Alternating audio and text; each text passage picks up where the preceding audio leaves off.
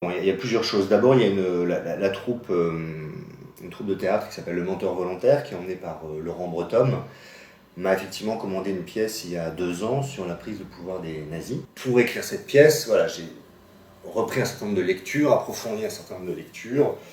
Pour citer quelques noms, Kraus, beaucoup, hein, La Nuit de Walpurgis, la troisième nuit de Walpurgis, qui a été retraduit chez Agon et magnifiquement préfacé par Jacques Bouvresse. Et Klemperer, pour citer un peu 2 noms canoniques. Ces 2 auteurs ont mis vraiment en branle un certain nombre de réflexions, ce que j'ai approfondi, ce que j'ai mieux compris, ce que j'ai cherché à traiter dans la pièce de théâtre et après coup dans la reprise, dans la réécriture de mon roman. Voilà, c'est le nazisme comme entreprise on va dire, de falsification de la langue, de destruction de la langue, d'appauvrissement de la langue, le langage réellement comme emprise sur les corps. Voilà. Alors ce sont des choses peut-être connues. Moi j'ai le sentiment que c'est relativement, enfin c'est souvent occulté. Enfin, c'est pas.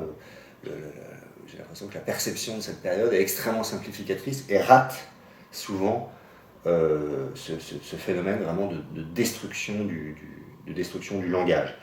Et il y a évidemment un certain nombre de rapprochements qui peuvent être faits avec la période contemporaine, rapprochements qui sont extrêmement glaçants, extrêmement inquiétants. C'est curieux parce qu'avant je me défiais extrêmement de toute comparaison qui pouvait être faite entre la période contemporaine et les années 30. Je trouvais toujours que c'était finalement une façon de ne pas penser. Et je dois dire que depuis 2 ans je vois les choses vraiment différemment. Alors l'histoire ne se répétera pas, bien sûr, hein, mais l'œuvre de destruction du langage elle n'a jamais été poussée aussi loin. Je pense c'est absolument sidérant quand on commence à être attentif à ça avec les outils de Kraus et de Klemperer. C'est quelque chose d'absolument sidérant.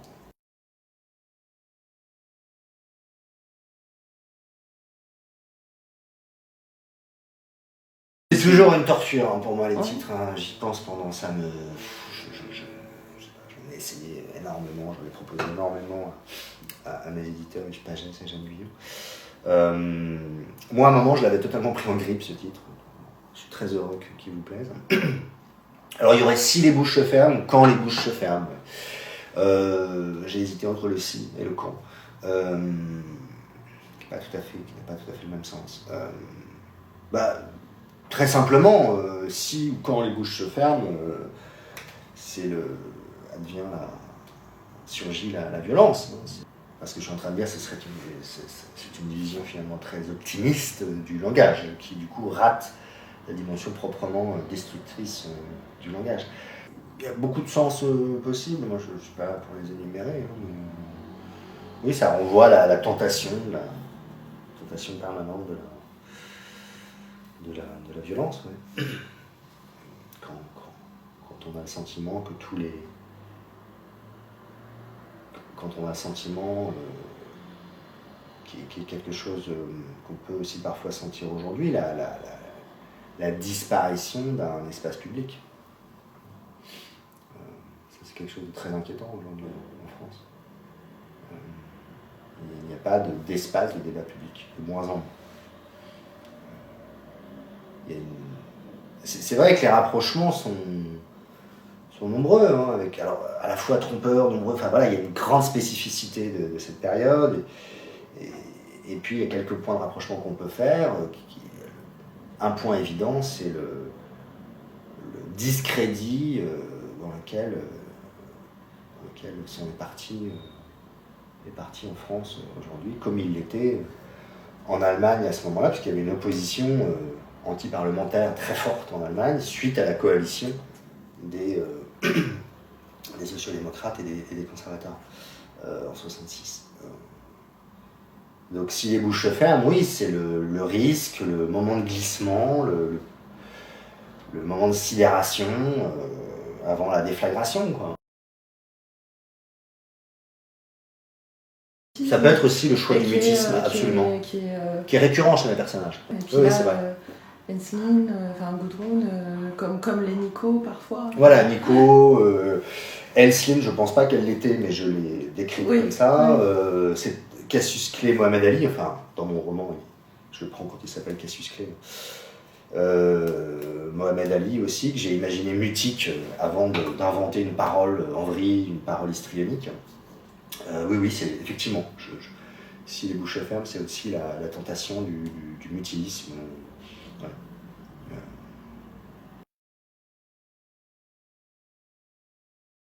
Le personnage de Bernhard Vesper, qui est relativement connu en Allemagne, inconnu ici, disons, a pris une place beaucoup plus grande. Je l'avais déjà évoqué lors de la dernière interview qu'on avait faite l'année dernière. Bon, je ne suis pas quelqu'un qui travaille avec des plans, j'ai quelque chose comme d'assez instinctif dans ma démarche, mais je voulais vraiment mieux explorer ce personnage de Vesper, qui est un personnage extrêmement emblématique, qui est d'une certaine façon idéal, ou on peut dire qu'il est idéal typique pour vraiment cerner la période, puisque donc fils de poète nazi, je l'appelle le barde nazi, fils de barde nazi, premier compagnon de Gudrun Ensslin, il fait vraiment exactement la jonction entre les deux périodes, et il est véritablement sur une ligne de crête.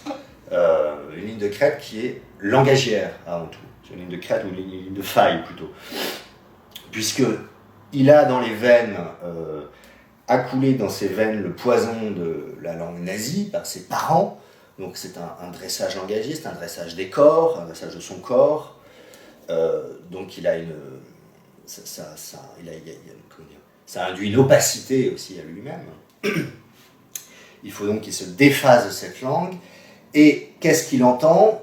À quoi il est confronté donc dans les années 50 et 60? C'est à une autre novlangue qui est celle de l'Allemagne atlantiste, anticommuniste, qui s'efforce non pas de nier, mais de minimiser le nazisme.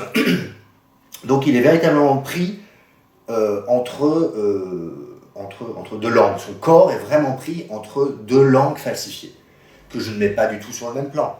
Mais il cherche, il essaye de trouver sa propre langue. Et je lui ai mis dans les pattes une espèce de passion poétique, une espèce d'ambition, de réussite dans les lettres, comme un personnage balsacien, vraiment. C'est Rubempré, ou on peut dire que c'est Rubempré, de certaine façon. Voilà, il se dépêtre avec tout ça. Ce qui a aussi changé par rapport au livre précédent, donc c'est que Vesper a pris une importance beaucoup plus grande, et c'est véritablement lui qui va annoncer et porter la fraction armée rouge qui arrive. Donc ça, c'est une espèce de coup de force, hein, bien sûr, puisque ça peut avoir avec le réel. Vesper se suicide en 71, hein, donc bien avant. Mais dans le livre, je fais le choix d'imaginer qu'il a véritablement une vision de ce qui va advenir, et qui continue à hanter l'Allemagne comme une espèce de spectre, comme le spectre de Hamlet hante la pièce de Shakespeare.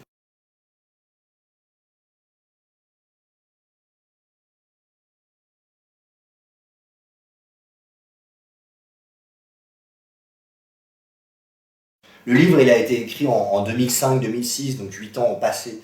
Donc j'avais vraiment le sentiment que j'avais d'autres choses à dire, je m'étais nourri à d'autres lectures, j'avais une vision plus complexe, plus nuancée de cette période infiniment complexe et paradoxalement extrêmement éloignée de nous. Il y a vraiment toute une... on est vraiment... On en parlera sans doute après, il y a eu vraiment un changement de paradigme, bon, ce serait beaucoup dire, mais il y a eu vraiment un changement de séquence, quoi. Un basculement dans les années 70.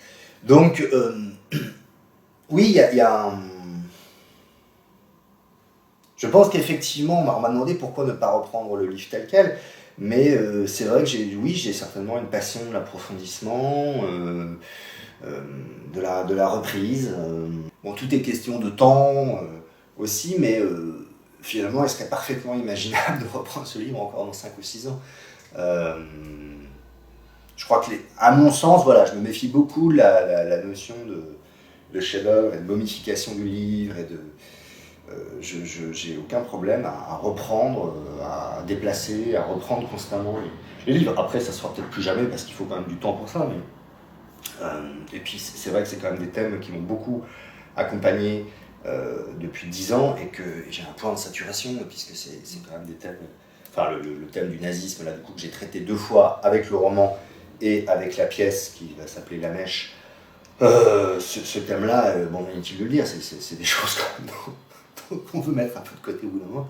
Il se trouve que mes livres ont des structures relativement souples, qui se prêtent aussi, voilà, à la différence d'autres œuvres, ils se prêtent vraiment très bien à ce travail de reprise. Il n'y a pas un fil narratif clair, donc non seulement on ne va pas apprendre que la duchesse a couché avec le jardinier, bon ça c'est certain, mais c'est pas, évidemment la narration c'est pas seulement ça, il se trouve que voilà, il y a des machines narratives extraordinaires, on parlait d'Elroy tout à l'heure. Voilà, moi je ne suis pas dans cette construction narrative qui peut être absolument épuisante et essentielle surtout.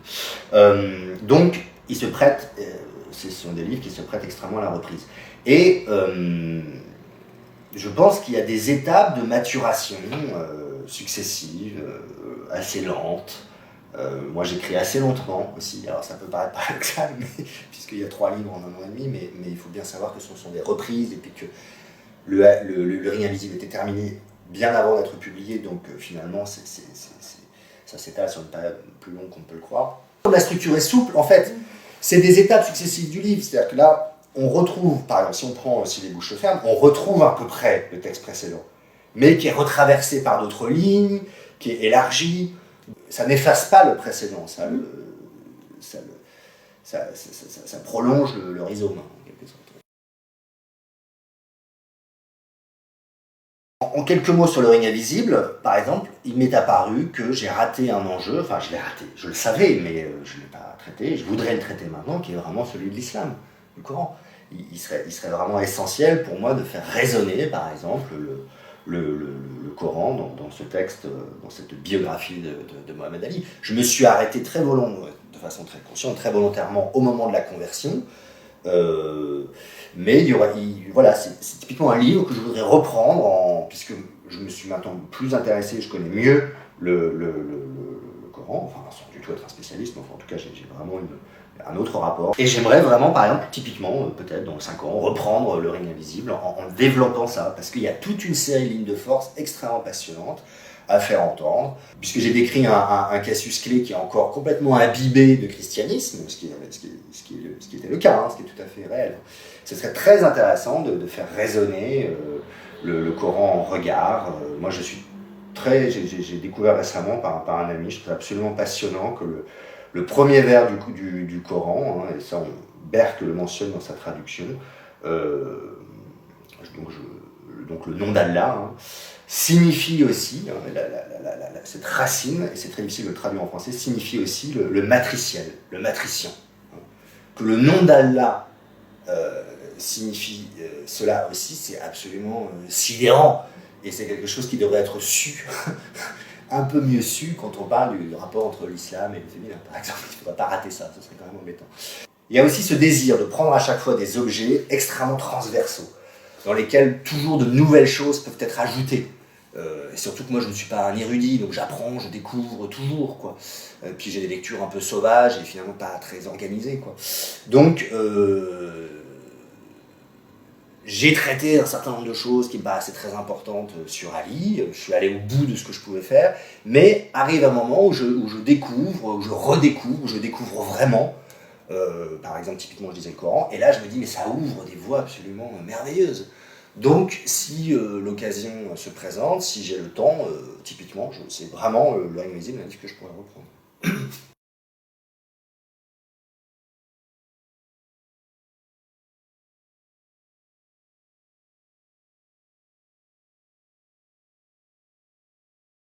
Mon insistance à dire que j'arrête, effectivement, est assez symptomatique.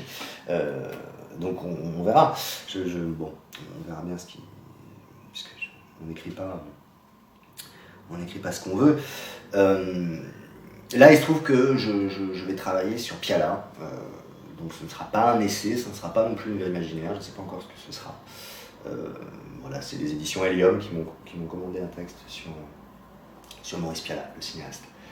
Donc je vais essayer quelque chose qui ne sera pas à proprement parler une vie imaginaire, mais je voudrais vraiment faire travailler avec des zones d'identification en fait. J'avais l'idée d'un vous qui traverse. Enfin bon, c'est bête, je vais pas parler d'un livre qui n'est pas encore écrit. Mais, comment dire il y a encore beaucoup d'autres choses que je peux faire avec un point de référence comme par exemple Pialat, qui est un artiste que j'admire énormément, qui pour moi produit aussi des choses essentielles dans la pensée, qui par exemple permet de penser, de comprendre le lien, ce que c'est que le lien, ce que c'est que le couple. Je vais essayer de trouver quelque chose qui soit ni un essai, ni une imaginaire, en gros, avec Pialat. On verra ce que ça donne. Après, dans les projets que j'ai là actuellement, je suis plutôt sorti des vies imaginaires, mais j'ai vraiment l'envie de me nourrir énormément à des matériaux toujours historiques, mais aussi maintenant, j'ai envie de dire géographiques, géologiques, climatologiques, sociologiques, enfin. Je pense que le point de départ, c'est que j'ai une très grande défiance envers vraiment la petite histoire de Fisley, quoi. Et il y a vraiment toujours ce désir de faire entrer énormément de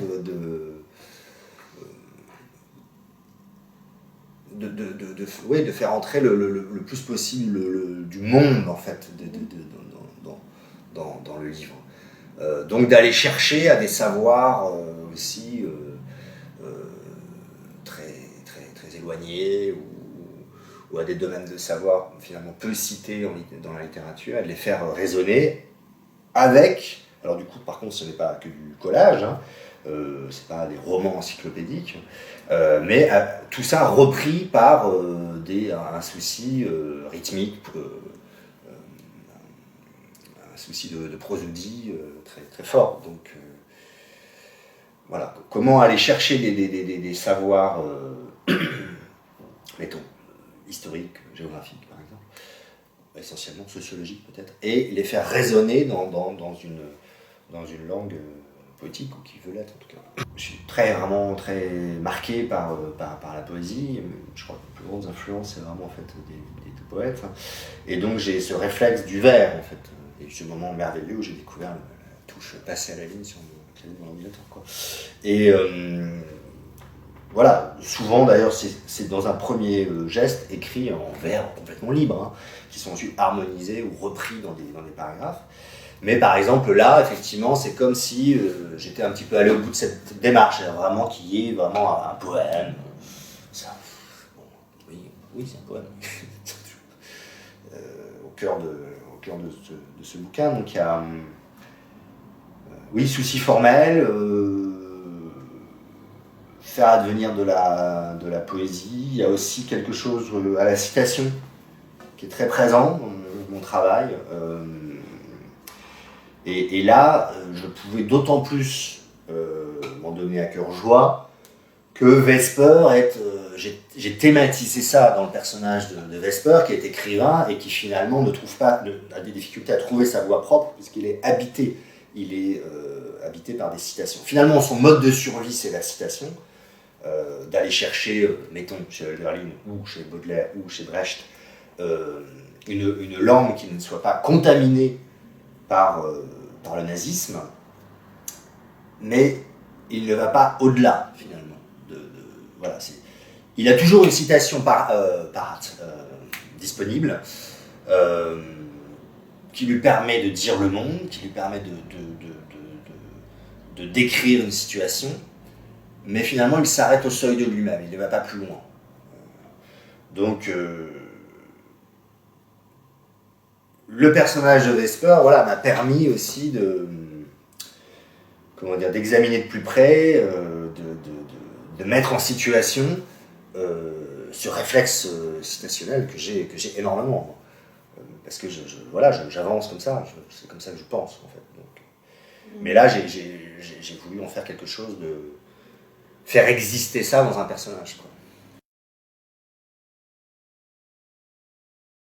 Je voulais aussi faire entendre d'autres voix. il me semblait que le fil que je trace à partir du motif de Hamlet était très important pour comprendre cette période. Et il me semblait aussi très important de faire entendre Hölderlin en allemand, de faire entendre Brecht en allemand. Il faut se souvenir qu'en 1932, on fête en Allemagne le centenaire de la mort de Goethe. Et les nazis aussi, bien sûr. Donc il faut constamment avoir ça à l'esprit, quoi, cette sidération. Enfin, la haute référence culturelle peut être constamment employée par les pires ordures, hein, vraiment, sans aucun problème. Donc, Krauss, paradoxalement, enfin, dit aussi qu'il faut bien sûr revenir au texte, que, en célébrant Goethe, évidemment, on ne le lit pas, qu'il faut revenir au texte, et c'est là que se trouve l'antidote contre l'appauvrissement et la destruction du langage. Donc il me semblait très important de faire résonner en allemand la langue de Hölderlin, par exemple, comme une antidote possible, comme un point de résistance. J'ai été frappé par un livre sur Pasolini qui est très bien, de Manuel Trévi, qui s'appelle Quelque chose d'écrit. Je trouvais ça tout à fait extraordinaire. Et il évoque Pasolini comme une espèce de spectre. Alors ça, je l'ai lu après avoir écrit le bouquin, je ne me suis pas servi. Comme une espèce de spectre qui continue de hanter le contemporain, et comme une espèce de reproche fait au vivant. Alors c'est marrant parce que du coup Trévi, voilà, évoque plutôt une. Moi je vois pas ça, je ne vois pas ça comme lui, parce que quand il dit un reproche fait au vivant, bon, pour moi ce serait finalement quelqu'un qui rapetisse les gens ou qui les fait se sentir coupables, alors que, bon, je réduis certainement sa pensée, peu importe. Mais au contraire, moi il me semble que on évoque Pasolini et que le nom même de Pasolini, produit de l'exaltation, peut nous élever au-dessus de nous-mêmes. Je crois beaucoup à ça. Je crois beaucoup à la puissance sonore. Je crois vraiment qu'elle a des effets dans le réel. Quand Proust dit que le plus beau vers de Racine, c'est La fille de Minos et de Pasiphae, pour parler de Phèdre. Quand il dit quand je prononçais le mot Albertine, c'est comme si je l'avais tout entièrement dans ma bouche. Tout entière dans ma bouche. Bon. Au-delà de la sensualité et de l'érotisme ahurissant de cette phrase, on entend bien une espèce de puissance mystérieuse, efficace, des mots, des phrases. Alors c'est quelque chose d'intuitif que j'aurais du mal à développer d'un point de vue théorique, mais en tout cas c'est quelque chose que je sens véritablement. On en avait déjà parlé la dernière fois, c'est Breton qui dit ça, hein, dans L'amour fou je crois, mais la puissance de certains vers, qui, quand il les entend, lui donne l'impression qu'ils viennent lui donner de ses nouvelles. Donc je crois énormément à ça, et c'est pour ça que dans le livre, voilà, les figures de Brecht, de Pasolini, à un moment de Hegel, enfin peu importe, il y en a beaucoup, sont là vraiment comme des garde-fous. Oui, alors c'est vrai que moi je parle de l'Allemagne, j'ai pris ce détour-là parce que j'ai vécu là-bas, parce que voilà, j'y ai investi ou développé un certain nombre d'affects. Je pense qu'on pourrait faire la même chose avec la France. Hein. Je ne me souviens plus de la citation exacte de François Mitterrand, mais puisqu'on évoque en ce moment le génocide rwandais, mais je crois, il faudrait retrouver ça exactement, mais qu'il a dit qu'un génocide dans ces pays-là, c'était pas très grave. Bon. Voilà, ça c'est... Moi, par exemple, dans le livre sur Piala, j'ai très envie de m'intéresser aux années 80 et à ce qu'a signifié le mitterrandisme en France, par exemple. Donc je crois que j'ai eu besoin de ce détour aussi par l'Allemagne, mais que peut-être j'opère aussi maintenant on va dire que je me rapproche de la France en fait, je me rapproche du contemporain petit à petit. Ce qui est très intéressant dans la RAF, dans la fraction armée rouge. C'est la façon, il y a plusieurs choses qui peuvent être soulignées. Bon, d'abord, la liquidation, la façon dont a été éliminé ces groupes en France, en Allemagne et en Italie. Bon, ça s'est traduit par vraiment un pouvoir très accru des services de renseignement, des puissances d'État, en fait, des puissances de contrôle. Bon. Et nous sommes les héritiers insus de cette liquidation, puisque ça a, à nos yeux, profondément délégitimé la lutte armée. On a l'impression que la définition de Weber, la définition canonique de ce qu'est l'État pour Max Weber, une définition très opérante, hein. Donc l'État, c'est le monopole de la violence ou de la contrainte légitime ou réputée légitime. On a l'impression que cette définition a été parfaitement, extrêmement intériorisée, et que d'une part, la violence d'État légitime n'est plus perçue comme une violence, d'une part, et d'autre part, toute forme de violence qui n'est pas celle de l'État est illégitime. Bon. Alors il y a un exemple, il y a plein d'exemples sidérants. L'exemple syrien. Il était largement question à un moment donné que les armées occidentales interviennent en Syrie. Bon. Il y a un défilé d'intellectuels qui justifiaient cette intervention avec des arguments tout à fait recevables, intéressants. Là, c'était légitime. Par contre, quand ce sont des dominés un peu basanés, issus de nos cités, qui le font au nom de l'islam, alors là, ça ne l'est plus du tout. Là, c'est tout à fait terrifiant et tout à fait illégitime et tout à fait dangereux, etc., etc. Toutes les couvertures des gazettes en attestent. Alors ça, moi, je trouve que c'est quelque chose qu'il faut vraiment réfléchir. Que la France, que ce pays qui a tellement les droits de l'homme à la bouche, n'ait pas été capable de monter des brigades internationales, enfin, en tout cas, que la comparaison n'ait pas été faite avec les brigades internationales pendant la guerre d'Espagne, ça, je trouve que c'est quand même quelque chose de sidérant. Je peux prendre un autre exemple, Nelson Mandela. C'est génial, Mandela, parce que bon, on assiste à une momification, une espèce de sanctuarisation comme ça de Mandela, et Mandela a prôné la lutte armée, a pratiqué la lutte armée, et surtout ne l'a jamais renié. Donc il y a une incapacité à penser la violence dans l'histoire. Et je pense que ça, c'est une conséquence de cette déroute de la fraction armée rouge en Allemagne. Donc voilà, c'est quelque chose de vraiment compliqué aujourd'hui, parce que c'est vrai que c'est toujours... en Allemagne, en tout cas, c'est très frappant, à un niveau, bon...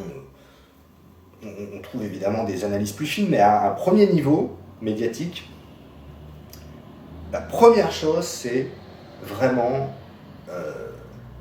il faut absolument afficher qu'on condamne cette violence-là. Mais c'est pas du tout le propos. Ça ne veut rien dire. Alors, il y a une espèce d'aveuglement au caractère nécessaire ou au caractère fatal de la violence dans l'histoire. Déterminé, il y a des déterminations socio-historiques qui conduisent à de la violence dans l'histoire. Et une grande partie de nos institutions, la liberté religieuse, un certain nombre de droits sociaux sont la conséquence ont été le produit de lutte et de violence. Donc tout ça, et je dis des choses assez évidentes, hein, mais c'est très frappant, c'est très intéressant de rouvrir ce couvercle à partir de la RAF. On pourrait le faire évidemment avec l'Action Directe, on pourrait le faire avec les Brigades Rouges, et puis on pourrait le faire pour d'autres périodes. Mais il y a vraiment un point aveugle très intéressant qui est cette difficulté à analyser, j'ai envie de dire de façon spinoziste, quoi, sans indignation et sans larmes de crocodile, la violence dans l'histoire, tout simplement.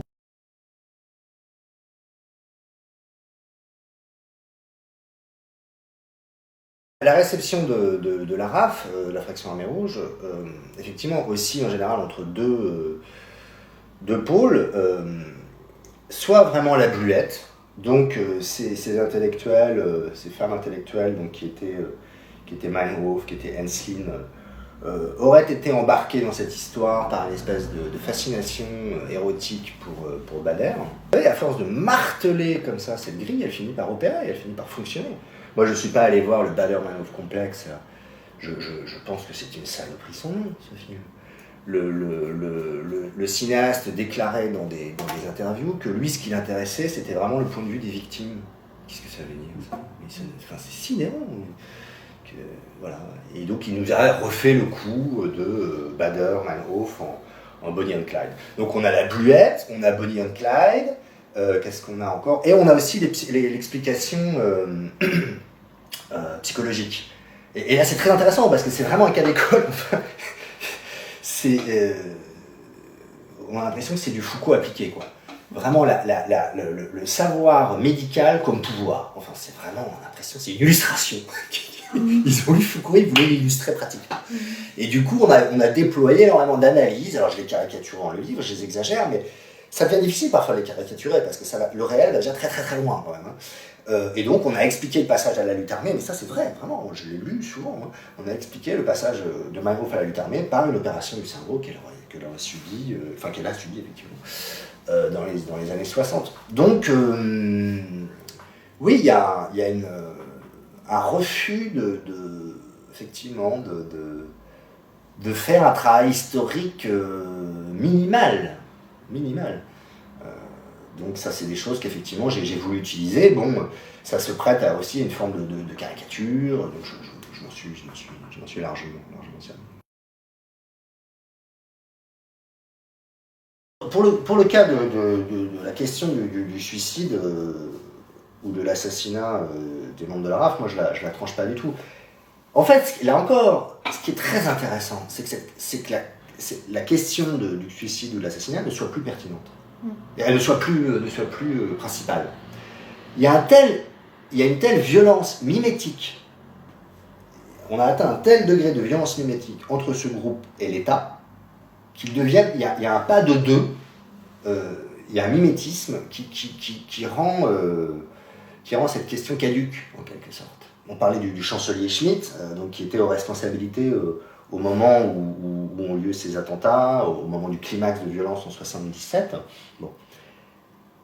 En 77, il y a un film qui s'appelle L'Allemagne automne, qui réunit, j'en ai souvent parlé, qui réunit donc plusieurs cinéastes, dont Fassbinder. Le film Fassbinder est absolument exceptionnel à mon sens, pour parler de cette question, enfin, pour parler de ce qui s'est passé. Bon, donc, il s'intéresse aux causes de la violence.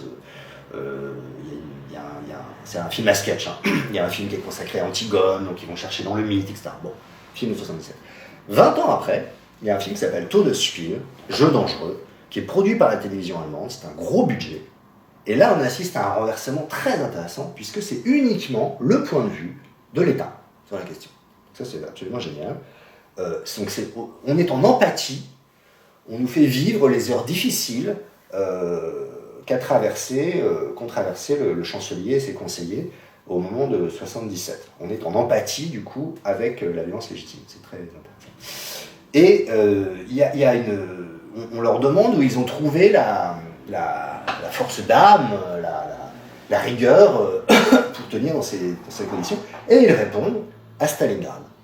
Ce qui est extraordinaire, quand même. C'est qu'il y a une espèce on a l'impression qu'ils confirment a posteriori la fraction armée rouge. Puisqu'il déclare sans embâche, avec une évidence, qu'il y a une continuité de l'État depuis Stalingrad. Alors, autour de Schmitt, a priori, ce n'était pas des nazis, hein, c'était des officiers de la Wehrmacht. Enfin bon, d'abord, on sait que la Wehrmacht a commis beaucoup d'atrocités.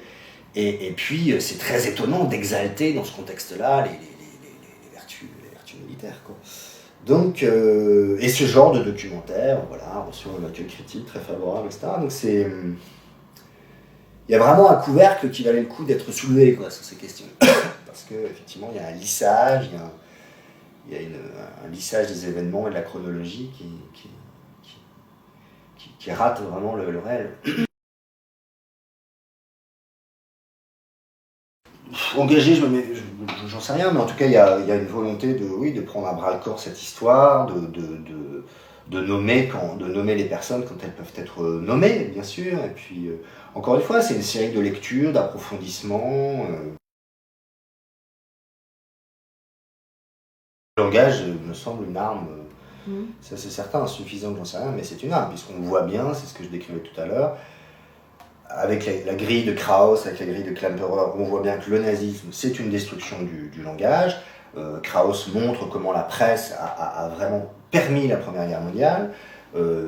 C'est quand même très intéressant. Krauss, il montre comment le vocabulaire militaire envahit le commentaire politique. Et alors aujourd'hui, mais on est très au-delà de... Enfin, toutes les bornes sont passées. Enfin, on parle de gouvernement de combat. Enfin, il suffit d'ouvrir le journal, il y en a 40 dans chaque...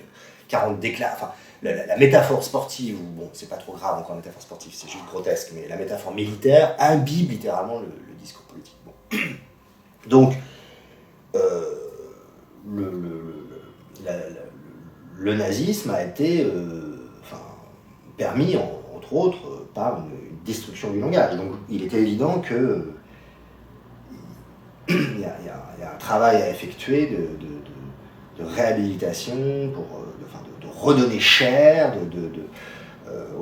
il s'agit de redonner chair au langage. Tout lieu commun, dit Krauss, est un abîme.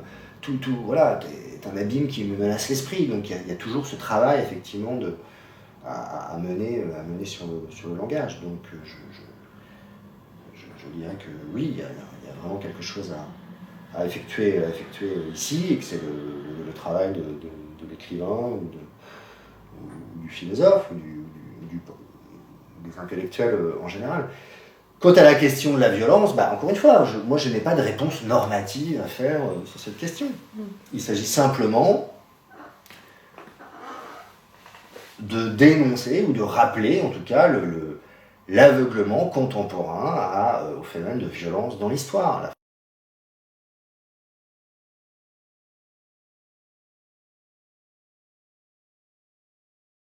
Oui, tout à fait. Alors là, le point qui est soulevé, c'est aussi celui de la façon dont l'histoire est souvent écrite ou souvent perçue comme histoire de personne.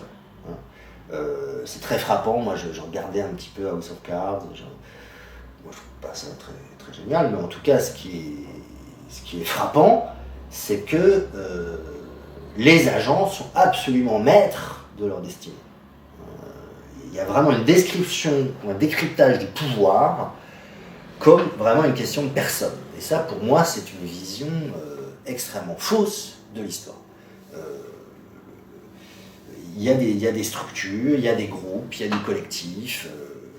Donc, ce livre-là, on part de quelque chose qui pourrait être finalement du roman familial psychologique. Bon, je ne fais pas ça du tout, mais on part en tout cas d'un cas privé, et ça se déploie, qui déjà est explosé entre plusieurs personnes, et ça se déploie vers de plus en plus des bouches, des voix, des groupes, où Bader, finalement, c'est jamais réellement Bader qui parle, sa parole est reprise. Donc, moi, je perçois l'histoire, je perçois cette période comme vraiment enfin, j'essaye de faire saillir, de décrire les lignes de force collectives. À propos de cette perception, réductrice de l'histoire ou des phénomènes révolutionnaires, le documentaire tellement célébré là, récemment sur Angela Davis, c'est quoi, c'est Free Angela Davis and All Political Prisoners, je sais plus. Bon, c'est à la fois très légitime et c'est très intéressant de faire ce documentaire-là aujourd'hui. Bon, et c'est évidemment un documentaire pro Angela Davis, clairement. Bon, mais c'est très frappant. Quand on l'interviewe, elle souligne, elle rappelle que ce qui lui importe, c'est la lutte collective. Que les Black Panthers, ça a été possible parce que c'était des luttes collectives, parce que les femmes collectivement prenaient la parole, parce que leur couple changeait à travers cette lutte politique et cette lutte armée. Et qu'est-ce que fait le film?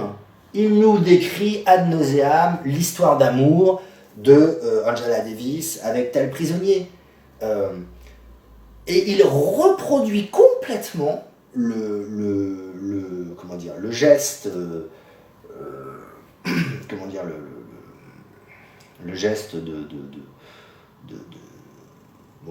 l'État, pour aller vite, ou le geste des tabloïds, non seulement de réduire cette histoire, de ramener cette histoire à de la bluette, mais il y a un exemple très intéressant, c'est que c'est toujours le drame de ces documentaires-là qui ne se posent aucune question sur leurs médias, sur l'image.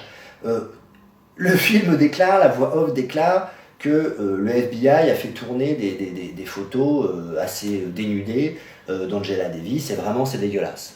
Et il nous les montre. Mais c'est extraordinaire ça. Et alors du coup, après ce film, voilà, c'est génial de faire un film sur Angela Davis et tout ça, ça ronronne. Alors oui, c'est essentiel de faire un film sur Angela Davis, qui est une intellectuelle passionnante et admirable, mais pas du tout dans ces conditions-là, qui reproduisent le geste majoritaire et qui oblitèrent la dimension collective des luttes.